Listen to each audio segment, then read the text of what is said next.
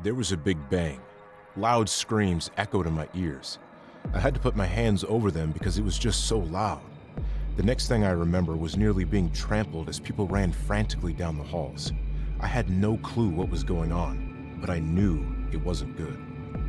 I started running with the flow. More loud bangs rang and bounced off the walls, the echoes deafening. As I was running, I had a sharp pain splinter up my leg from my calf. I was limping, but still running. It was really hard to run. It felt like I'd pulled a muscle, so I needed to stop and sit down, recalibrate. I got into the closest room. Nobody was in there. I laid down to rest my leg. I felt I'd gotten a good distance anyway. I did a damage report on my leg. When I looked, I was put into a state of shock. It was bleeding. A hole was seared in my jeans. My brain had yet to make the connection. I guess that's what shock does. I knew it wasn't good. I'd been shot. And by the minute, I was losing more and more feeling in my leg. I started hyperventilating at this point. I didn't know if I was in a situation where my life was on the line, but losing feeling in my leg told me that whatever the case may be, I needed to get help ASAP. I still heard bangs and cries coming from outside the room. They seemed further and further. I figured whatever it was might be moving away from me. This was my opportunity to get out, and I took it. Before I made my break, I tried tying my shirt around my calf. I sucked at knots. I was a pretty crappy Boy Scout too, but I did my best. I limped my way to the door and looked both ways in the hallway just in case. I quickly looked away when I saw what was out there. People. I don't know if you could call them that anymore, but they were people to me, and I was lucky to be alive. Yet I felt like I didn't deserve to be. Weird how trauma can make you feel that way. I just felt like I deserved it more than them. That's as far as I'm willing to divulge on that. Just know I'll never forget it.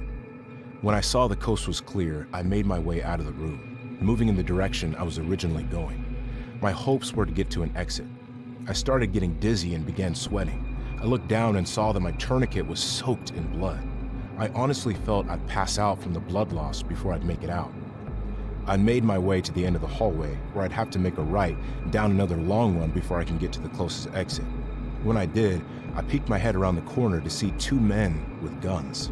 They'd been checking bodies too, I guess, making sure nobody was playing possum. Shortly after, they started heading down the hall in my direction. There was nothing I could do. I couldn't run. I could barely limp. I had no choice but to lay down and pretend to be dead. I didn't think it'd work. I'd only been shot in the leg. When I laid down on the floor, I prayed. I'm not much for religion, but I was desperate. I prayed they wouldn't touch me. I prayed they'd just walk past. I prayed for a way out. Then I saw a locker without a lock. I quickly scrambled to my feet and shoved myself in that tight metal box as quiet as I could. I don't think I made any noise, because when they wrapped around the hall, they walked right past me. I've got to admit, I didn't leave that locker. I ended up passing out from the blood loss and the shock. I woke up later to the sounds of police and paramedics checking for survivors. To this day, I'm homeschooled. I don't think I could step foot in a school again.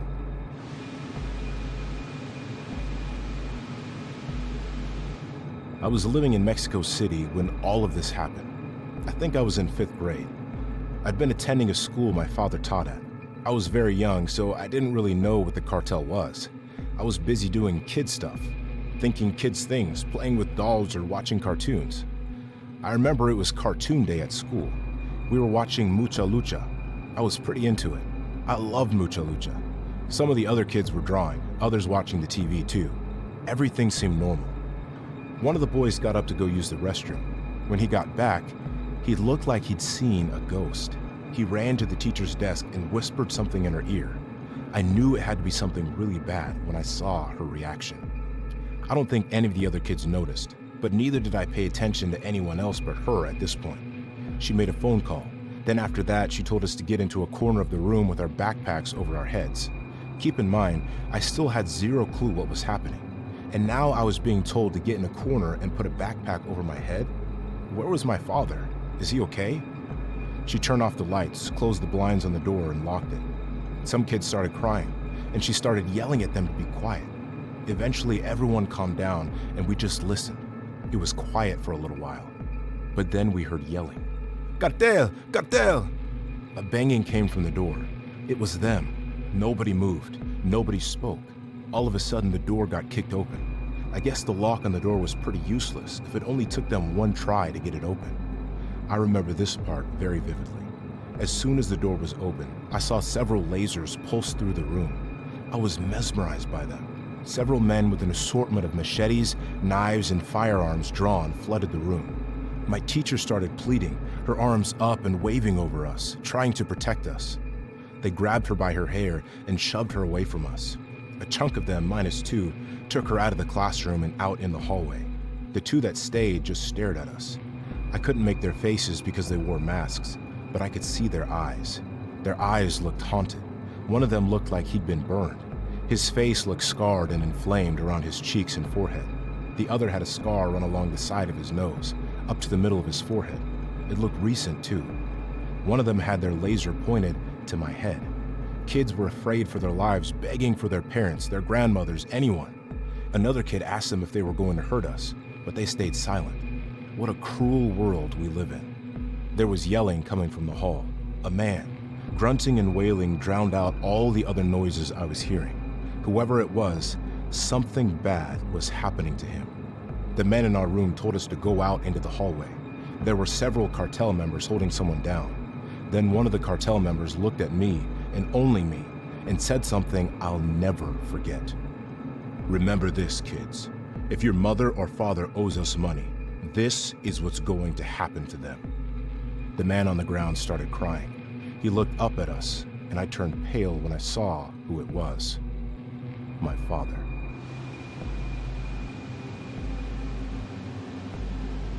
Is it a plane?